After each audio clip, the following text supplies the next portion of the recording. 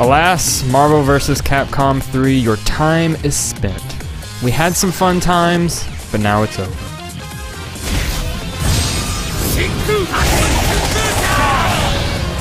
Developer Capcom has dug you an early grave to make way for Ultimate Marvel vs. Capcom 3, the $40 follow-up that, for some, has come much too soon. Regardless of how you feel, the game is here, and it's the superior version, with new characters, stages, and rebalanced gameplay. Of course, it's also just as challenging as before, and can break your heart with a single combo. It's mean, it's flashy, but most importantly, it's Marvel, baby!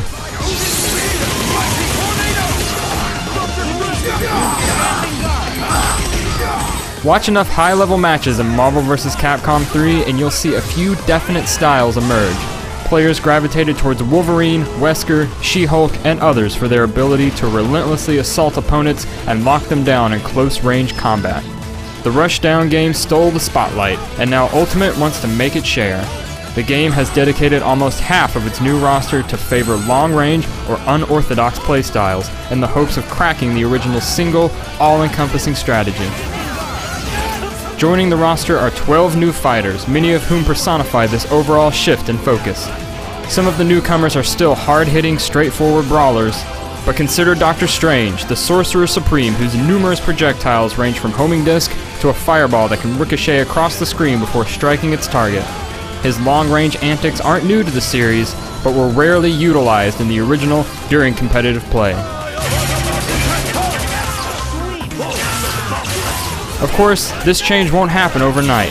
Players will naturally stick to what they know. However, as the game and the community grow, hopefully these new styles will take root. In the meantime, there are some other core design changes to explore. Team aerial combos, another rarely used feature in MVC3, have been granted some extra incentive. Depending on which direction you tag out your character, it will cause different effects to happen, such as granting you an additional super meter. X Factor, the game's comeback mechanic, has also been scaled back in power and normalized across the cast. It can even be activated in the air.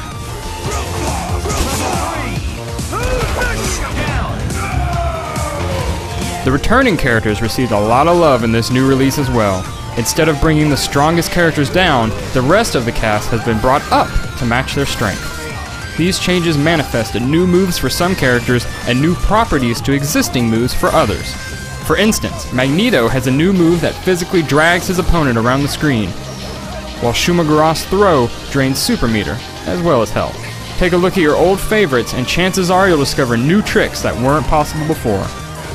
Luckily, you're not on your own to discover these changes. The game's mission mode, which teaches new players the basics and combos for the cast, has been updated to accommodate for all these changes. The 12 new characters have their own mission sets, while the veterans' missions have also been updated. Unfortunately, this mode still has issues in the way it presents information, so if you don't know your Grom from your ragtime shot, then you'll constantly have to pause the game and dive into the menus to see the move's input. Aside from the tweaks to mission mode, the gameplay offerings in Ultimate are nearly as limited as its predecessor. There's a new Galactus mode that lets you stomp through the single-player arcade mode as the game's final boss, but it gets old fast. The Shadow Mode DLC is altogether absent in Ultimate. Upcoming free DLC might fill this void, but for now, its loss is felt, and the game's variety suffers for it. One feature that fans were dying for in the original release that has made it into Ultimate is Spectator Mode during online play. No longer are you confined to watching two sets of life bars tick up and down while awaiting your turn. Now you can see all the action for yourself. Ultimate also brings with it the online performance updates the original received, leading to a more consistent connection rate. Sadly, online still lacks the replay support enjoyed by Super Street Fighter 4 Arcade Edition, which could have served as an excellent teaching tool.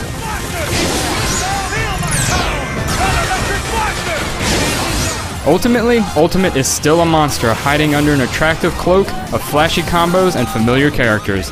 It may feel inviting at first, but sink a little deeper and you'll discover a game in which victory and defeat hinges on a fine wire. It's a high-risk, high-reward system that'll bury you in a brightly colored light show on the slightest misstep.